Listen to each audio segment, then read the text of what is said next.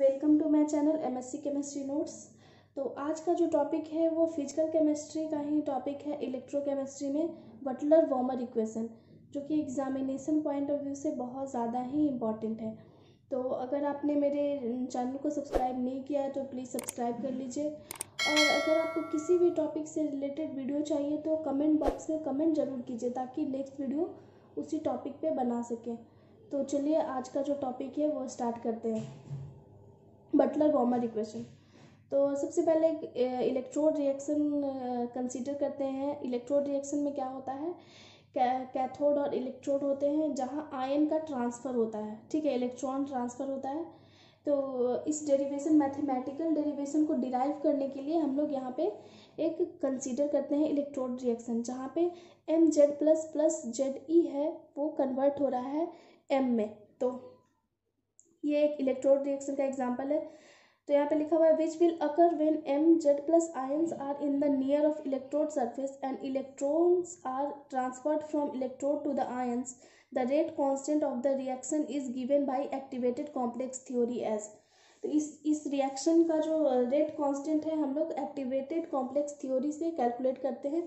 तो वहाँ पे रिएक्शन का रेट कांस्टेंट यहाँ पे दिखाया गया है, k is equal to B.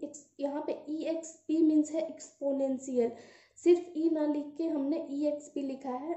ये आप लोग सिर्फ ई लिख के भी काम चला सकते हैं।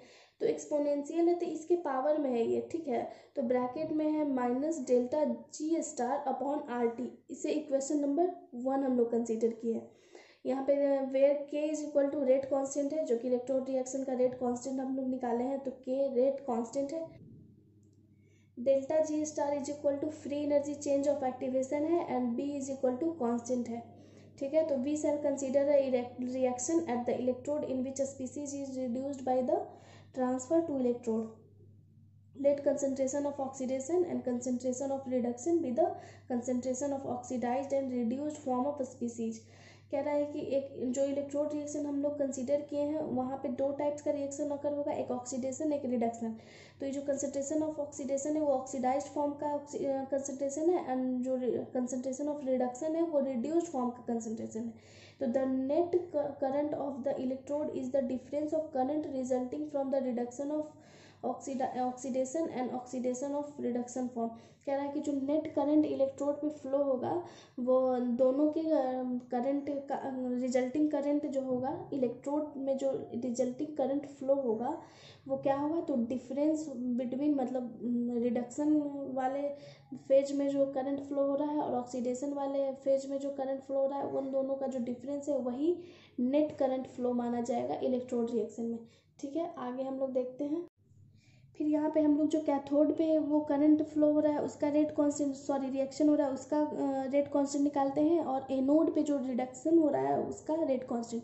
तो the rate of this process are K C concentration of oxidation and K concentration of reduction, ठीक है। तो where K C and K R rate constant है। तो in such case cathodic current density I C arising from the reduction is given by. कह रहा है कि जो कैथोड पे जो करंट डेंसिटी है वो रिडक्शन के कारण अराइज होगा, तो उसका जो वैल्यू हम लोग निकालेंगे I C is equal to F K C oxidation, concentration of oxidation. Similarly हम लोग एनोडिक के लिए निकालेंगे कि एनोडिक करंट डेंसिटी क्या होगा, यानी एनोड पे करंट टोटल क्या फ्लो हो रहा है फ्रॉम द ऑक्सीडेशन, ऑक्सीडेशन के कारण जो करंट फ्लो हो रहा है एनोड पे वो आई A is equal to F के ए रिडक्शन, आई सी यहाँ पे आई ए। तो जो net current density electrode reaction में निकलेगा वो कैसे निकलेगा, I A is equal to I A I is equal to I A minus I C, net current density electrode reaction में। तो यहाँ पे वैल्यू पुट कर दिए हैं आई सी का जो आया था और आई ए का। तो यहाँ पे वैल्यू पुट करने के बाद ये वाला इक्वेशन आया, इसे इक्वेशन नंबर 2 कंसीडर किया है। इक्वेशन नंबर 1 आपको याद होगा एक्टिवेटेड कॉम्प्लेक्स थ्योरी के कारण जो रेट कांस्टेंट आया था उसे इक्वेशन नंबर 1 माने थे और ये इक्वेशन नंबर 2 है।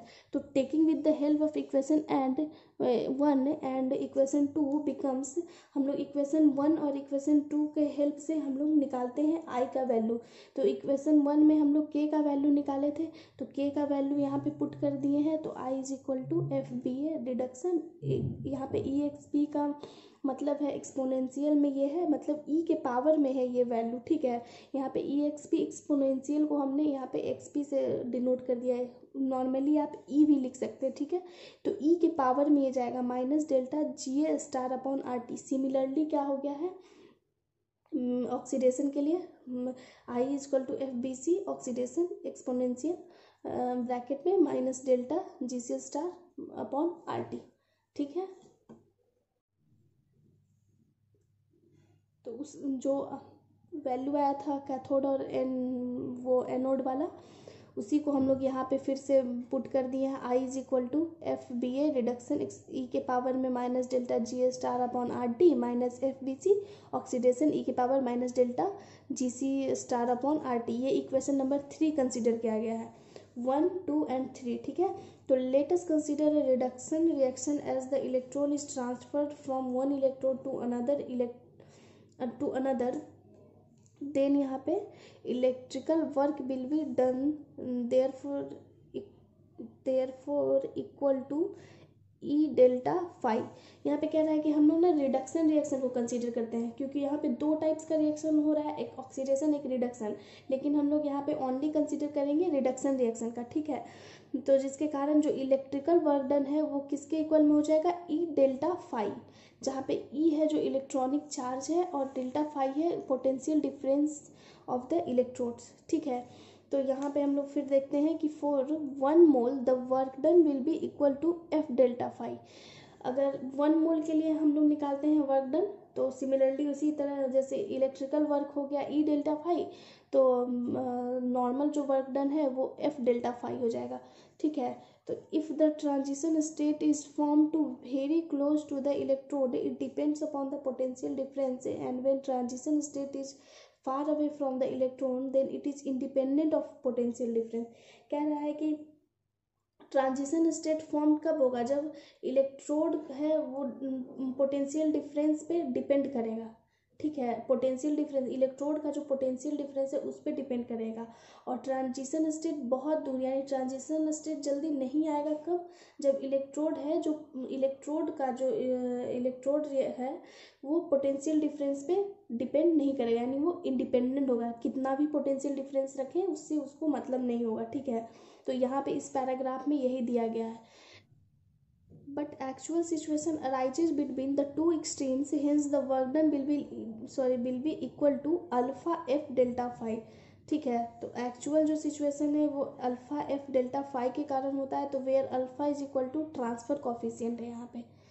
Therefore free energy of activation in case of reduction becomes equal to delta gc star is equal to delta g star plus alpha F delta phi, ठीक है। एग्ज़ामिनेशन में अगर आप लोग अच्छे तरीके से इक्वेशन जितना भी है 4 या 5 जो भी इक्वेशन है उसे अगर अच्छे तरीके से लिख देते हैं तो फुल मार्क्स मिलेंगे। अगर बीच का जो ये अल्फ़ा वाला टर्म्स है अगर आप लोग नहीं भी लिखते हैं तो कोई बात नहीं, ठीक है। तो and free energy of activation in case of oxidation become equal to delta G C star is equal to delta G star minus 1 minus alpha F delta phi, ठीक है। तो putting the value of free energy of activation in equation 3 we get, हम लोग जो equation 3 पीछे consider किए थे पिछले वाले पेज में, तो उसमें हम लोग फ्री एनर्जी का वैल्यू डेल्टा जी स्टार का जो वैल्यू है वो पुट कर देंगे।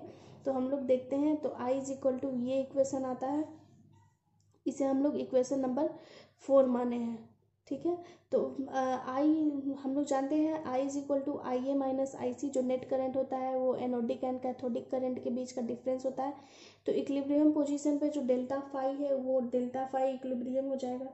तो if the potential difference differs from the equilibrium value by over potential eta, then कह रहा है कि ईटा ओवर पोटेंशियल अकर्स होगा जब पोटेंशियल डिफरेंस है वो पोटेंशियल डिफरेंस जो हम लोग का इक्विलिब्रियम पोजीशन में आ जाएगा तो ओवर पोटेंशियल होगा। ओवर पोटेंशियल एक टर्म तो eta is equal to delta phi minus delta phi equilibrium, तो delta phi is equal to N plus delta phi equilibrium.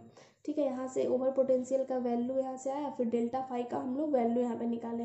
तो putting this value in equation 4 we get, जब हम लोग इस value को equation 4 में पुट करते हैं तो ये इक्वेशन हम लोग को मिलता है, I A is equal to F B A consideration of reduction exponential minus delta G A star upon R T exponential 1 minus alpha F delta phi equilibrium upon R T E exponential 1 minus alpha N F upon R T. ठीक है, तो यहाँ पे जो ये वाला जो इतना टर्म है इसे हम लोग एनोडिक करंट अंडर इक्विलिब्रियम भी कह सकते हैं। इतना जो एफ बी ए यहाँ से लेके यहाँ तक है वो एनोडिक करंट है अंडर इक्विलिब्रियम। इक्विलिब्रियम के कारण जो एनोडिक करंट है वो इसका वैल्यू इतना है, तो हम लोग इसे आई ए इक्विलिब्रियम भी लिख सकते हैं। तो यहाँ पे हम लोग लिखे हैं I A is equal to I A equilibrium into E के power 1 minus alpha N F upon R T. इस इक्वेशन को हम लोग इक्वेशन 5 माने हैं। ठीक है, नेक्स्ट हम लोग देखते हैं। नेक्स्ट सिमिलरली क्या है, आईसी के लिए भी निकालें, जैसे पीछे आईए के लिए निकाले हैं उसी तरह आईसी के लिए भी वही चीज़ होगा।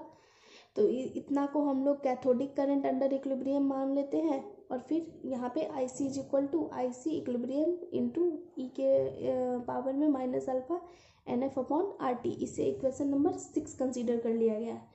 तो but the equilibrium I A equilibrium is equal to I C equilibrium is equal to I naught, means exchange जो करंट डेंसिटी है वो क्या होगा, आई ए इक्विलिब्रियम के पोजीशन पे होगा जो इक्वल हो जाएगा आई सी के इक्विलिब्रियम पोजीशन पे इक्वल हो जाएगा exchange current density. Hence the exchange current density will be equal to, यहाँ पे हम लोग नेट जो करंट डेंसिटी इस तरह से लिख सकते हैं, I is equal to I zero minus E exponential power 1 minus alpha N F upon R T minus I zero E के power minus alpha N F upon R T. तो वहाँ पे आई जीरो को कॉमन हम लोग यहाँ पे ले लिए हैं, तो I is equal to I zero को कॉमन लेने के बाद ये वाला इक्वेशन मिला है ब्रैकेट के अंदर में एक्सपोनेंशियल के power 1 minus alpha N F upon R T minus E के पावर में minus alpha N F upon R T. तो ये जो इक्वेशन नंबर 7 कंसीडर किया गया है यही मेन इक्वेशन है, यही equation, this equation is called Butler Volmer equation. तो नेट जो बटलर वॉमर इक्वेशन का डेरिवेशन है वो कम्प्लीटली यहाँ पे ख़त्म होता है। तो ये जो इक्वेशन है स्टूडेंट्स आप लोग याद रखिएगा, क्योंकि इसी इक्वेशन का यूज हम लोग टफल प्लॉट पढ़ने में लेते हैं इसका यूज।